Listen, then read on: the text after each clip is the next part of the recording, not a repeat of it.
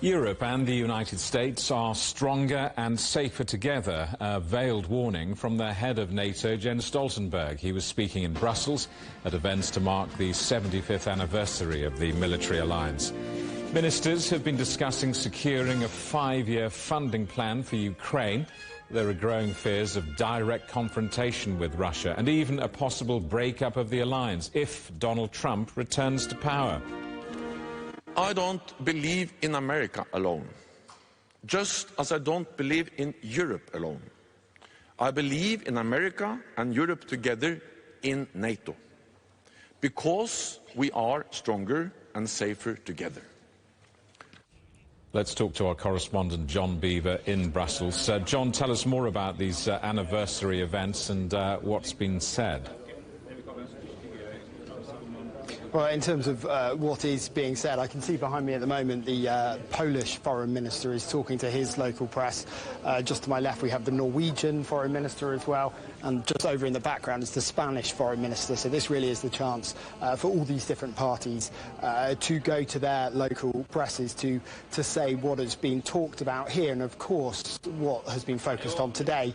Yes, the 75th anniversary of NATO and celebrating everything that's been achieved.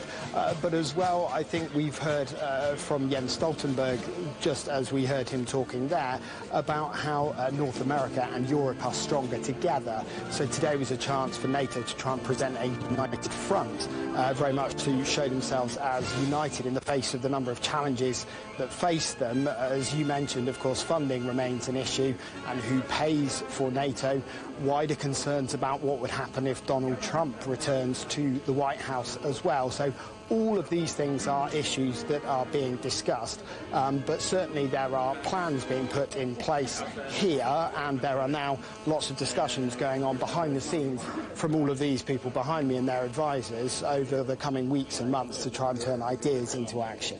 And just remind us of what's being discussed in particular in regards to Ukraine.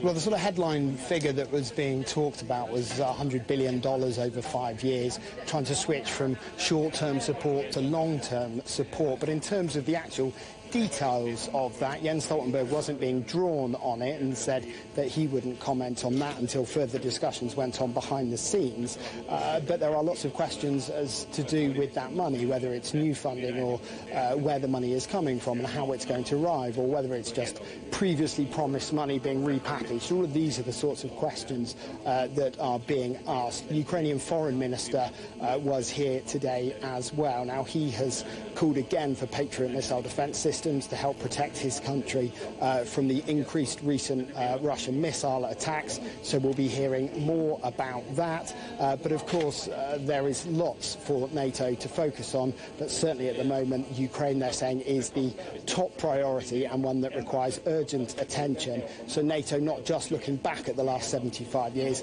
looking forward at the issues it faces currently as well. John, thank you for that. Our correspondent John Beaver in Brussels.